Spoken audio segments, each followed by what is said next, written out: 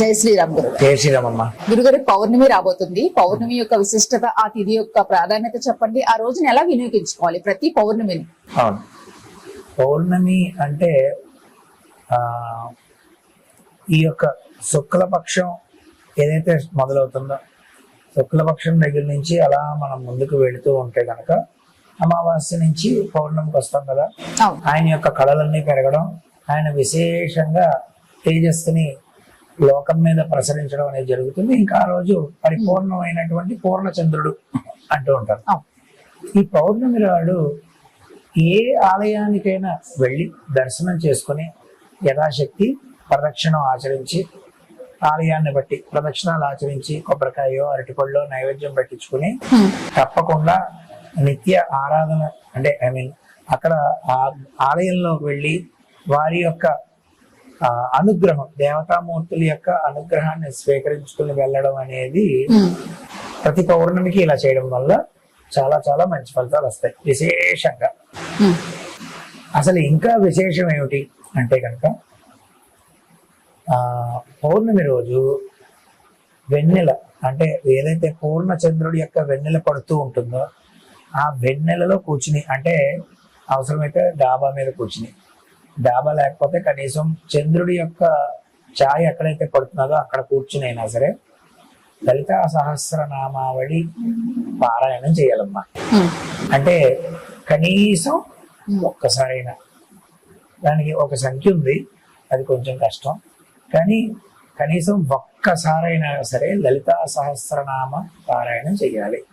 మీరు పారాయణం చేసేటప్పుడు శుభ్రంగా మీ ముందు ఒక పాలు పెట్టుకుని, ఒక పాత్రలో పాలు పెట్టుకుని, పంచదార, చిన్న యాలక్కాయలు పొడి వేసేసి ఆ పాలు పెట్టుకుని అక్కడ చంద్రుడికి నైవేద్యం పెట్టించి, అక్కడే నేరుగా చంద్రుడికి నైవేద్యం పెట్టేసి కూర్చుని లలితా సహస్రనామావళి చదివితే, అంటే ఇది వెన్నెల పారాయణం అని చెప్పేసి అంటారు.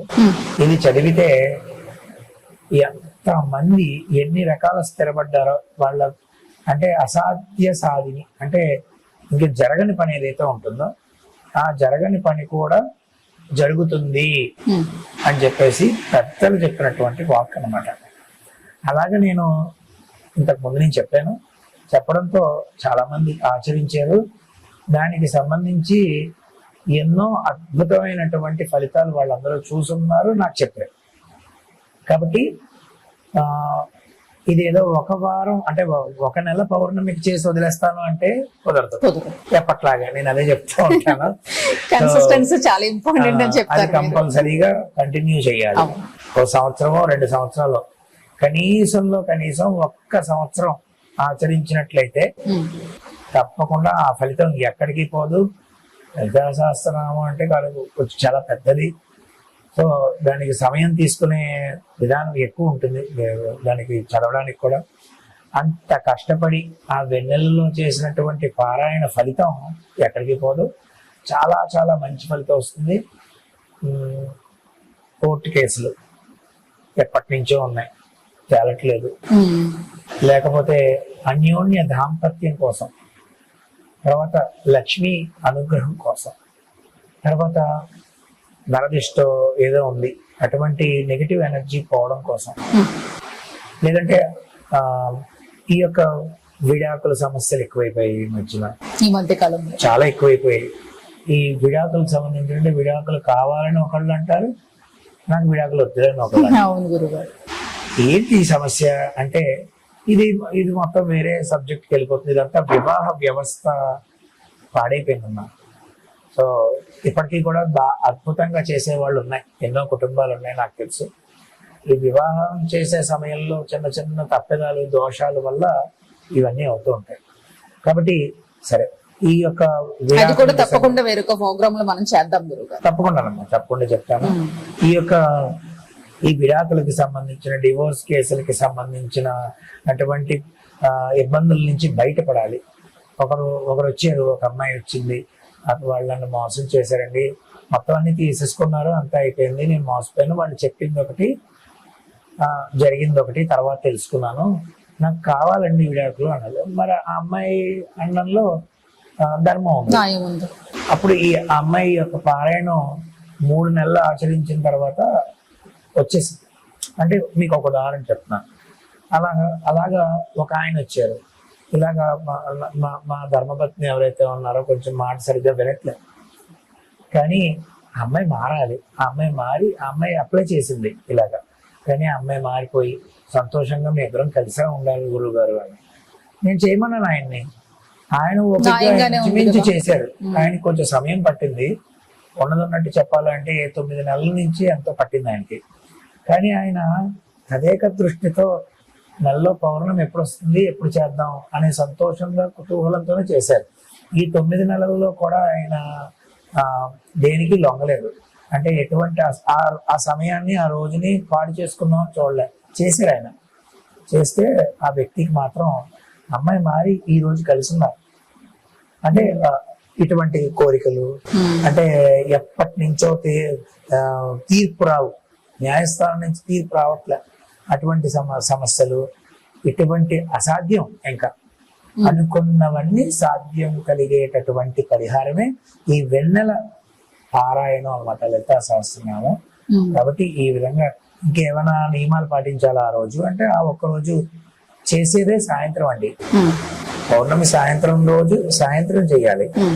చంద్రుడి యొక్క నీడలో ఆయన వెన్నెల కాంతిలో మనం చెయ్యాలి.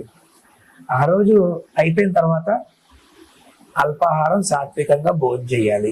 ఉల్లిపాయ లేకుండా ఏ ఇడ్లీయో అలా తినాలి. బ్రహ్మచర్యం పాటించి భూసేనం చేయాలి ఆ ఒక్కరోజు.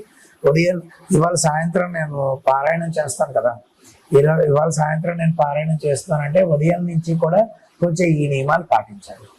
ఉదయం నుంచి భోజనం చేయకుండా అల్పాహారం స్వీకరించి ఏ ఇడ్లీ తిని పళ్ళో పాలు తాగి ఉండి ఈరోజు సాయంత్రం నేను పారాయణం చేస్తాను కదా, సాయంత్రం పారాయణం అయ్యాక భోజనం చేయొచ్చు, సాత్వికమైన భోజనం చేయొచ్చు, ఉల్లి వెల్లుల్లి లేక దోషం లేదు. ఉదయం మధ్యాహ్నం భోజనం చేశాను అని అనుకుంటే తప్పలేదు, కొంచెంగా తినాలి. సాయంత్రం ఈ పారాయణం అయ్యాక టిఫిన్ చేయొచ్చు. అలాగా దాన్ని మార్చుకోవడంలో తప్పు లేదు. కానీ మనం అనుకున్నటువంటి ఈ పూజ చేస్తాను అని అనుకున్నది ఏదైతే ఉందో దాన్ని పాడు చేసుకోకూడదు ఈ యొక్క ఆహారం వల్ల, ఎందుకంటే నిద్రపోతుంది. కాబట్టి దాన్ని ఎలా మార్చుకున్నా పర్వాలేదు, సంతోషంగా ఈ పారాయణం ఆచరిస్తే మాత్రం అసాధ్యం అయినటువంటి పనులన్నీ కూడా సాధ్యం అవుతుంది. అది మాత్రం గ్యారంటీ. కావాల్సిందల్లా నమ్మకం, కన్సిస్టెన్సీ, అంతే, శ్రద్ధ, అంతే అంతే. మీరు ఎప్పుడు చెప్పిన అదే చెప్తూ ఉంటారు. ముఖ్యం అదేనమ్మా, సూత్రాలు అవే. అంతే, ద ఫస్ట్ ఫార్ములా. ఏదైనా చెప్పాము అంటే నేను చాలా మందిని చూస్తాం కదా, కౌసల్య, సుప్రజ, రామ, పూర్వ, సద్య, ప్రవర్తత. ఆయన లేపారు నిద్ర. ఎవరు? విశ్వామిత్ర మహర్షి రాముల వారిని, లక్ష్మణుల వారిని తీసుకుని అడవికి వెళ్ళారు. వెళ్ళినప్పుడు ఆయన యొక్క యాగం చేస్తూ ఉంటే రాక్షసులు పాడి చేస్తున్నారు కాబట్టి ఈయన తీసుకువెళ్ళారు. అదంతా ఒక మిషన్. సరే, తీసుకెళ్ళిన తర్వాత పడుకున్నారు ఒక చెట్టు కింద. రాత్రి అంతా నిద్రించారు ఒక చెట్టు కింద అడవిలోనే. ఉదయాన్నే ఒకసారి లేపాడు ఆయన. అప్పుడు స్టార్ట్ అయింది కౌసల్య, సుప్రజ, రామలే, సంధ్యావందనం చేసే సమయం అయిపోతున్నది, సూర్యోదయం అయిపోతున్నది, అర్ఘ్యాలు ఇచ్చుకోవాలి, నువ్వు లేవాలి, లే అని చెప్పేసి ఈయన వెళ్ళిపోయి నదీ తీరానికి వెళ్ళిపోయి ఈయన పని ఈయన ప్రశాంతంగా సంధ్యావందనం చేసుకుంటూ ఉన్నాడు. తప్ప 10 సార్లు రాముడి వైపు చూసి లేచాడా, ఇంకా లేవలేదా, లేచాడా, ఏం చేస్తున్నాడు, స్నానం చేశాడా, సంధ్యావందనం ఇంకా పట్టించుకోలేదు ఆయన. ఆయన కర్తవ్యం ఆయన చెప్పారు, ఈయన బాధ్యత తప్పకుండా నిర్వర్తించారు. ఈ రోజు ఆయన గురువు గారు చెప్పారు కాబట్టి ఈయన తప్పక పాటించాడు కాబట్టి ఈ రోజు ప్రతి సందులో రామాలయం ఉంది. ఆయన నువ్వు దేవుడు అయ్యా అంటే ఆయన ఒప్పుకోవట్లేదు కదా, ఒప్పుకోరు ఆయన. ద్వాపర యుగంలో శ్రీకృష్ణ పరమాత్మ ఒరే నేనే దేవుడు, అరే నన్ను ఆశ్రయించండి అని చెప్పినా కూడా అధర్మానికి పాల్పడ్డారు కళ్ళ ముందే. కానీ ఈయన అలా కాదు. ఎందుకంటే ఆయన కౌశల్య గర్భవాసాన్ని చేసి వచ్చారు. ఆయన మనుష్యుడి యొక్క ప్రతిష్ట నిలబెట్టడం కోసం. అలాగా నేను దేవుడిని అంటారండి, నేను కాదు, నేను మనుష్యుడిని అని మనుష్యుడు ఎంత చేయగలడో అంతా నిరూపించాడు. అంటే గురుగారు ఆయనలాగా అన్ని బాణాలు చక్క తీసి వేయగలుగుతారండి మనుష్యుడు అంటే? మరి ఆయన నిరూపించాడు కదమ్మా. నేను అదే చెప్తున్నా, నువ్వు చేయగలుగుతారండి అంటే చెయ్యగలుగుతాడు మనిషి.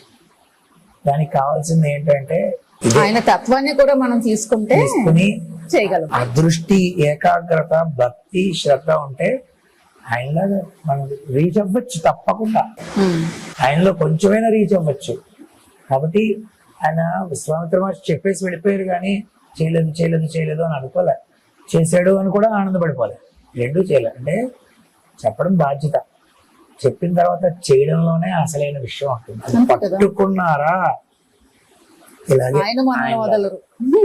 ఆయనలాగే అవును. ఒక్కొక్క సద్దులో గుడి పెట్టినట్టే మహానుభావుల స్థాయికి చేరుకుంటారు. ప్రతి మనిషి కూడా మహానుభావుడు అవుతాడు. అంతే అదమ్మా. ఆ శక్తి మనకు ఉంది, తెలుసుకోవాలి. అవును. చాలా చక్కగా చెప్పారు గురుగారు. జై శ్రీ. జై శ్రీరామ్.